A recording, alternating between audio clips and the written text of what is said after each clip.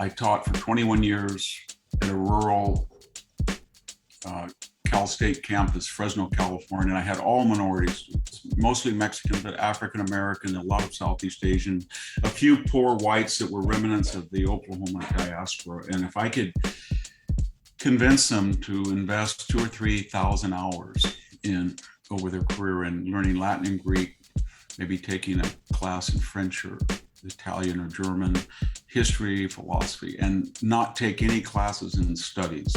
No leisure studies, no peace studies, no environmental studies, no ethnic studies. And not that in other words, to explore those courses through these traditional rubrics of philosophy and history, because that's what they were. Then you could turn out a student of any economic background, any race, that was better trained, not only than all the students, but I would say half the faculty.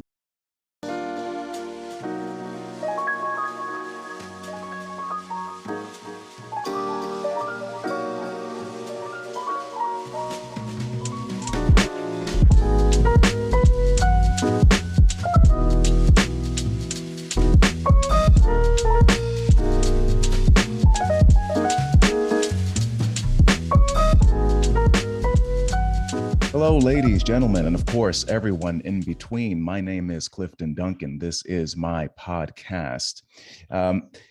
So when I was an undergraduate acting student, it was strongly suggested that I read a book called Poetics, which is Aristotle's classic treatise on constructing a powerful and effective tragic drama, or what he referred to as a tragic poem. And I got maybe a couple of pages in before I gave up on it. But 2 decades later, when I revisit the work, I'm stunned by Aristotle's clarity of thought and, moreover, his focus on the emotional experience of the audience. Now, it sounds like a basic thing. If you're a storyteller, be it a novelist, a screenwriter, a playwright, you'd think that the primary focus would in fact be on the experience of those consuming the work. But often in modern entertainment, the focus of those creating the dramatic work seems to be appeasing those whose vision of the world aligns with those creators. And the attitude toward the masses seems to be not that they need to be moved, but improved, educated on the importance of various trendy, quote unquote, progressive ideals. As a result, many of these works may be timely, but they're not timeless. And I doubt much of what's written today will have the staying power of the kinds of works that Aristotle was writing about, which have gone on to endure for thousands of years. So what is it that makes certain works endure? Why do we still study and perform the works of Sophocles or Aeschylus or Shakespeare or Anton Chekhov? Why can I watch films like Casablanca or The Empire Strikes Back or Do the Right Thing over and over and never tire of them? In short, what is it that makes a classic a classic? Well, few people are as qualified to answer this very question as my esteemed guest today, Dr. Victor Davis Hanson, a renowned scholar, teacher, author, political commentator, a farmer, and relevant to this conversation, an historian and a classicist. Dr. Hanson, how are you doing this morning? Very good. Thank you. Fantastic. Well, I'm going to jump right in because we don't have that much time, and I want to make sure that I respect all the things that you're doing. So first things first, what is a classic? And what makes a work a classic? And why do some stories or dramatic works endure over time while others fade? Now, time is important because superficially a classic is something that outlasts time. I mean, it transcends particular taste and generations. And that means it touches into some archetypes of the human experience. And there's not a lot of them. So if you look at Homer, for example, the Iliad, that's the beginning of Western civilization, the archetype decision that Achilles has to make is, why is the world unfair? Why do people who have greater gifts like he does? Why does Agamemnon get to have all the gifts and the stuff and he gets shorted? And the second archetypal question is, then what do you do about it? Do you pout, or is that principle where you withdraw? But if you withdraw, are there consequences on people you like that depend on you? And so, is that selfish or principled to participate in a sham, so to speak? And then to what degree do you pursue vengeance? And when you destroy your enemy, is that enough? Or should you desecrate his body? And that begins. And there were other epics that were competing with Homer. We know that. the little Iliad or the destruction of Troy, they're lost. And it's not just an accident of the classical labyrinth of transmission. It's just as much of what popular taste were. And I don't mean that in a derogatory term. So, and then when you get into tragedy, there's about 8 or 9 themes that Sophocles, Euripides, and Aeschylus seem to be focused on. And one is irony. They invent that word, that sometimes what you think you're doing will not be what results, and that you may think very carefully that you're getting rid of a particular person who will grow up someday and kill you, your son, but you are farming him out and not killing him, which is a good thing if you're a shepherd. But in the process, you are creating a chain of tragic consequences that will kill Laius. And the same thing about Pentheus. There's irony in that Euripidean play of we know as the Bacchae, that a young man who's very repressed and wants to stamp out sexuality in women and promiscuity and alcoholism, himself is intrigued by that pursuit, and he's shown to have appetites that he can't satisfy. And that was the first psychological, I think, investigations of things like projection or repression in Euripides' plays. There's a lot of that. There's also this idea of religion. The Greeks were very interested on why should we worship gods that seem to be, in some cases, no better than men, in the sense of allowing bad things to happen, or good people who die young and bad people who live a long time, or good people who are very impoverished and bad people who are very wealthy. And the answer they came is what most societies do, but not in a careful, rational exegesis as they did in their discourses on religion, that there has to be some notion of transcendence. That's the only thing that explains it, that there is a world beyond the one that we can smell or see or touch now, and that somewhere in the distant future, somehow, what you do in this brief existence will have ramifications for your soul. So I guess what I'm saying is they were the ones to outline what were the chief investigations, worries, concerns of the people. And then they tried to discuss those in different genres so they didn't become repetitive or monotony. So an epic poet, a lyric poet, a tragic poet, a historian, a scholar, a philosopher, they could all, but the themes are the same, but they explore and approach them from different aspects and different styles and different genres. It's interesting you mentioned the word transcendence, because one of the things that has sort of underpinned a lot of my conversations lately, and I began to feel this a long time ago, was this sense that there's sort of a cultural malaise in much of the art that gets produced. When I say that I'm a classically trained actor, you know, my training at Elite Conservatory was in these classics, and even then, this was back over a decade ago, the teachers would comment on how they're finding it increasingly difficult to find people who are willing to find young people who are willing to embody the great size and scope and depth of these massive characters. Whether we were doing Greek messenger speeches in our text and speech class, you know, there's always that one character who comes in with just this huge amount of exposition. But you know, how do you make that active? How do you transmit to an audience the sheer weight and gravity of the events being described? And you know, I don't know. I've been trying to put my finger on what it is that is missing, and why it is that so much seems to be so empty and so hollow now. And you mentioned the soul. You know, it seems like there is so much that the Greeks knew, you know, or they were in touch with in terms of spirituality that infuses these works that is absent today. Yeah, I think a lot of it was they also presented a political paradox, and that is very apparent in Aristotle's Politics and in Thucydides' history, especially his famous examinations of the plague, or the Stasis of Corcyra, or the Melian dialogues. And it's something Plato is a little bit off. I mean, he's very right wing, but he discusses it too. And that is that there is a eternal dichotomy between freedom and equality or fairness. and that one wars with the other. If you want to make everybody the same, then you have to be punitive of certain people. You have to limit their freedom. If you want to let everybody have freedom, there's going to be inequality.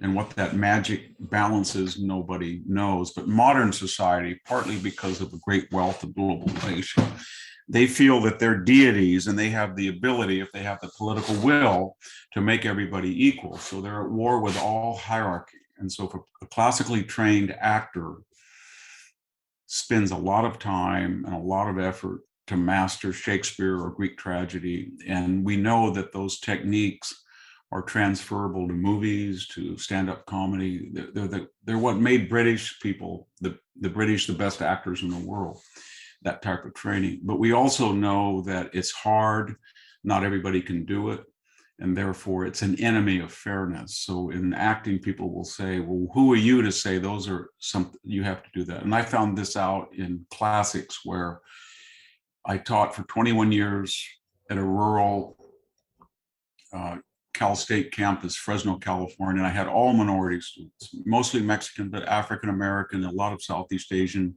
a few poor whites that were remnants of the Oklahoma diaspora. And if I could convince them to invest 2,000 or 3,000 hours over their career in learning Latin and Greek, maybe taking a class in French or Italian or German, history, philosophy, and not take any classes in studies. No leisure studies, no peace studies, no environmental studies, no ethnic studies. And not that in other words, to explore those courses through these traditional rubrics of philosophy and history, because that's what they were. Then you could turn out a student of any economic background, any race, that was better trained, not only than all the students, but I would say half the faculty. And so it was a very stunning thing to see a kid, 4 years of Latin or Greek, from a very first generation from Mexico, and yet he spoke English and he adopted Ciceronian methods of argumentation, or he would even I had students that would even try to gesture with their hands in a way that comes from Diogenes Laertes and classical studies of how to talk and act and posture if you're an orator or a rhetor. And it was amazing. They were much more sophisticated and better trained than their faculty. But they did incur a lot of criticism. And I think that's very important, because I think a lot of the dumbing down of the curriculum and the equity grading and all of this effort we're seeing is an effort. I know this sounds kind of far-fetched, but I've been in academia 40 years. It's an effort by an entrenched class to be condescending to people who were coming into that class, because they're advocating educational methodologies that are doomed to failure and will not give a person that was not exposed to them the tools to compete and excel. And I think people know that. So when they say we're going to have classics majors, but we're not going to have Greek required, that's happening now. That tells a young student, poor white kid, Mexican American kid, African American, middle class, whoever they are, that tells them that they're going to be stigmatized as a classicist. So when they go write a book, somebody's going to review it and say, well, this is a great book, but the author's lack of firsthand knowledge of primary sources is a fatal flaw. And it's going to be true. And so this is what's scary right now, that under the guise of equity and inclusion and fairness, we're not allowing people the rigorous opportunities that will make them excel in any field that they choose. And that's what I've been very worried about the last 20 years. You know, I have to say that it's amazing to hear you talk about the transference of those skills. You know, I was just thinking to myself the other day, if you can get through one of the naughtier, not naughty, but naughtier pieces of text from a late Shakespeare play like Cymbeline, then when you're handed an audition with a bunch of legal or medical jargon, then it's like nothing. You know, you've done the work on Oscar Wilde, you've done the work on Shakespeare, you've done the work on Sophocles, and you're able to activate that language in a way that most people can't. And I have to say, as a minority, from a humble background, I myself have also been stunned by the level of condescension by these people, because what they're doing now, they want to quote unquote decolonize these curriculums. It's reached up into even our elite acting training institutions. And but this attitude is even pervasive among people who share the same ethnic background, where it's not even, it goes deeper than you are merely a classicist. They're telling you now that you're not even Black, or that you're not politically Black. You know, you're part of the out group and you don't belong. And when we were training, and we would learn, you know, standard American speech, or you know, how to speak with distinction is what the book by Edith Skinner is called, in order for us to be able to handle these texts. You know, among the students, it was like, you know, I feel as though I'm talking white, and I'm thinking to myself, no, what you're doing is you're arming yourself with more tools to be able to be more employable in a career path in which employment is the exception and not the rule. And so it's the classic story of the what is it, the bigotry of low expectations, where they're shortchanging people, but doing it under the guise of something that's good for them, which I think is really insidious. But it's really important that when people do that, then when I would have classes, I'd have classes with 70-year-old, 80-year-old people who would take it as adults. I'd have all different races, and all of these distinctions that are so accentuated in modern society, age, race, tribe, gender, disappeared in a class because the languages were difficult. They were helping each other. It's sort of like, if you look at African-American actors that were supposedly in an age, and I shouldn't say supposedly, veritably in an age where there were restrictions based on bias, say Sidney Poitier or Denzel Washington, and you look at certain movies they've been in. I was thinking, I was watching the other night, Lilies of the Field with Sidney Poitier. They have an ability that was unmatched in their generation of any actor, white or Black. So they were, and what they had done then is they kind of made a diminution of race. They said race doesn't matter anymore. It's just talent, and talent is not specific. It's not predicated on race at all. And they've transcended almost everything. And it's amazing that when you see white actors who say we need so many Black people in this group and this group, none of them could act at that level. And it's also no surprise that they incurred a lot of criticism in their own, not just from people of African American, but of whites too, that felt that they were doing things that whites did all the time. I mean, cash in for big money movies sometimes, or not always go to the stage and things like that. But what I'm getting at is that excellence cuts a lot of ties, and it's a ticket to the human experience that makes almost everything superfluous. And when I would have Mexican American students, and I sent about 55 to the Ivy League, and they would call me and they would say, oh, I don't need to go to, everybody's named Buffy, or they're all going to Nantucket, or my professor comes late and acts like I need remedial help. And I'd always say to them, what do you want me to do? I'm about the only white guy left in Selma, California. It's all Mexican American. Do I ever call you up and say, where's my role model? And I said, unlike those people who are perhaps biased and arrogant to you, a lot of Mexican people are in gangs. And so it's a matter of life and death for me. When I walk out and I see a body in my orchard, or somebody breaks into a barn, do I ever call you up and say, what am I going to do? I'm a poor little white guy, and I never do that. So why should you do that? And then they would engage you as educated people, and they like you better, they being the person who calls you, because you're not condescending. You just treat them as individuals, as if you would anybody. And whenever I had a student in class who would say, as a Chicana, I don't find Euripides relevant, I'd always say, as a white guy, I don't know what you mean. And then I did it again and again until they would stop. That would be a fireable offense. But what I'm getting at, I was trying to inculcate to students that tribalism is the enemy of excellence. It's the enemy of meritocracy. It's why most countries don't work. I once was in an Arab country. I've been to every one, I think, except I haven't been to Iran, which is not an Arab country. But every time I'd go places, if I did an interview or I met an official, I would say, what is wrong with this society? Why is Libya a mess? Why is Cairo dysfunctional? What in the world is going on here in Jordan? Why? And it wasn't the answer that you would think that, well, it's radical Islam. None. It was always something to the effect, well, we always hire our first cousin, and there is no meritocracy.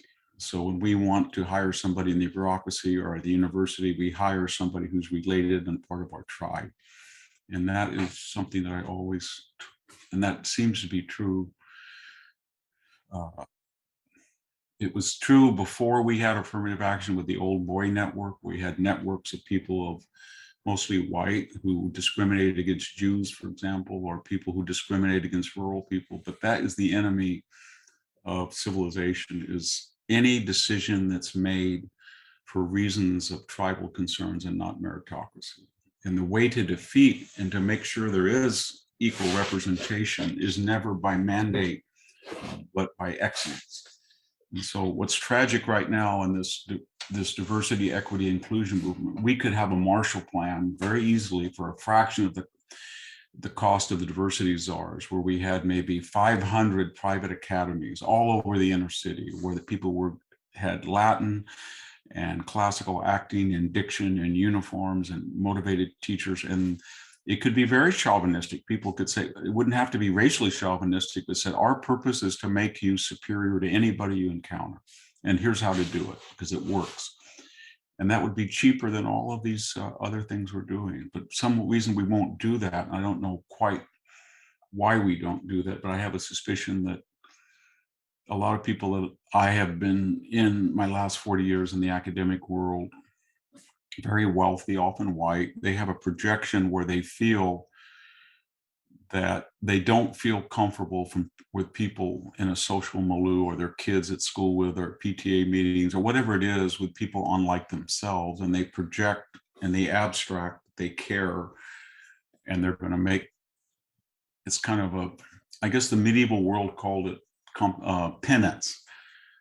Or in other words, if you were a sinner in the Renaissance, you could buy a dome on St. Peter's Cathedral for a price, and then you were exempted. So if you're a person that lives in Atherton or Cambridge, and you're in a lily white area and you feel bad about that, then in the abstract, you get penance for supporting views that make you feel good, but they can be very deleterious to people who have to suffer the consequences of that ideology. Yeah, I mean, that sort of condescending attitude, it's really rife in the entertainment industry, where you have these white, I use the term, I rarely use the term progressive without quotation marks nowadays, but there's this idea that they are comfortable with somebody like me, but only to a certain extent. And like you were saying before about the tribalism, I mean, it's rife within our industries. And I think that right now, I mean, you're seeing franchises like Star Wars, for instance, beginning to lose money. Classic franchises like Doctor Who, which were popular, that are also losing viewership and ratings. And people like me have become sort of pariahs, because, I'm saying, wait a minute, people, we have this small cluster of people who have control of this cultural institution, but they're moving further and further away from the very kinds of people that, as you said, they'd be uncomfortable with. I don't have that much time left with you, but I want to switch gears a little bit and talk about, because you mentioned the human experience, and we there's a term that goes around called being red-pilled, and people use it differently, but generally it means becoming connected with reality, aka seeing through quote unquote left-wing lies. But I came to my red pilling sort of innocently, and it ties back into this conversation about the classics, because once I began to read these old plays and do research around them, I began to realize, this was over a decade ago, I said, wait a minute, even though civilizations rise and collapse and customs change, cultures change, but what motivates people has fundamentally remained unchanged for thousands of years. And I feel as though that is what is sort of being lost in all of this? I mean, I think Thomas Sowell said at one point that there's nothing older than the idea that something is new or hasn't happened before. Can you think of what are some examples of what the Greeks were writing about that say that some of our progressive friends might be surprised to learn? Well, and Tom and I had lunch because we worked in the same institution. We still are the same institution every other week for almost 20 years. We talked about things like that. One of the things that struck me is that when you're in a pre-industrial society, you look at whether you don't look at a radar picture, you look at whether the birds are nesting early or late in the evening, which direction the wind is, how large the tide. So the Greeks were very empirical, and they made decisions and alternatives, courses of action based on what they perceived. The second thing was that they put such a high premium on empiricism. It's very, very rare until the late Roman Empire to find somebody who pulls his punches or deliberately censors their language or their beliefs. They do it under the Roman Empire, and it's very clear that a novelist like Petronius is not going to survive, and somebody like Tacitus has to pull his punches. But in the Greek world, at least until the advent of Alexander, there's complete unfettered expression. There's no such thing as political correctness. And with that pre-industrial landscape, what it means is that people are constantly curious, and they have certain ideas about science, about mathematics, about human nature that they perceive, and they just pursue it. And they're not really worried about who feels they're victimized or who's a victim, none of that. And it can be I'll give you one example, old age. We have these ideas of golden years. I can't find that anywhere in classical literature. If you read Solon, or you read Theognis, or it's basically you get ugly, you get weak, you get old, people shun you, you lose control of your bladder, you lose your memory, you can't hear, and you have to find a way. Cicero wrote De Senectute about how to find dignity in old age. And he said, well, you know more, and you can be a repository of advice or a cumulative experience. But the point is that they never said these are going to be the best years of your life. It wasn't. They contrasted it with rash youth, where you have physicality and exuberance without experience or moderation. But what I'm getting at is that it's so refreshing to read literature where the author on any page can say something that is both based on some kind of data or empiricism or the natural world as they perceive it, but you know that he's not lying to you, that he's not trying to say something half measured. And that makes it very engaging and timeless. And the second thing is they're not interested in what I would call the great work trivial thing. So there's nothing comparable I can think of like the Kardashians or what our popular culture fixates on. It's always, if it's human relationships, it's sort of Hippolytus and Phaedra and the irony of a woman spurned and what she can do, the terrible things she can do and wreck people's lives. And something like that we couldn't do today because it would be considered sexist or unkind.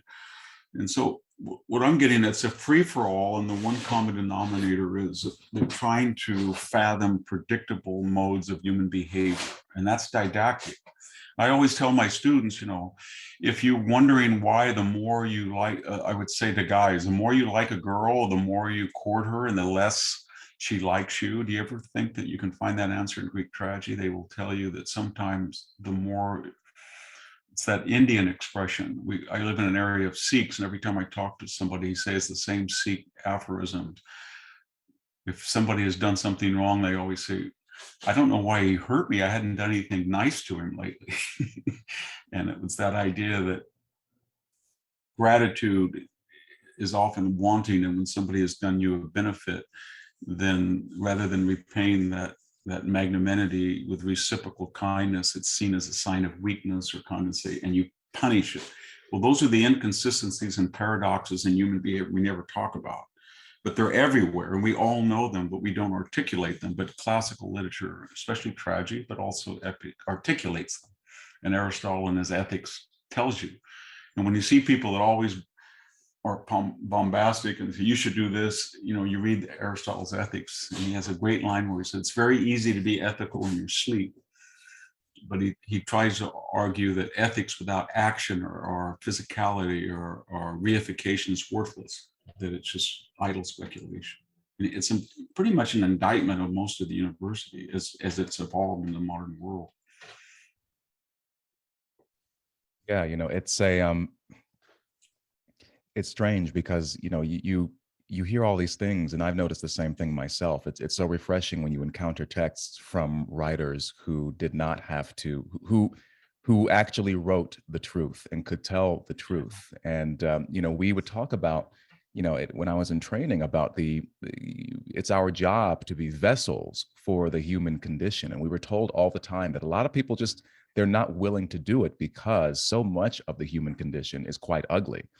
And, you know, as we try to decolonize these curriculums and we try to, get rid of this literature, we call it harmful or offensive or even dangerous. And like, well, that's life. That's real life. Life is harmful. Life is offensive. Life is dangerous. You know, you mentioned Hippolytus, and I remember when I encountered that play. It was during a lot of the conversations about the hashtag Me Too phenomenon and questions of consent and sexual impropriety. And, you know, this idea that you were supposed to just, believe all women. And yet here is this Greek story where this boy's life is destroyed by a false accusation of sexual impropriety.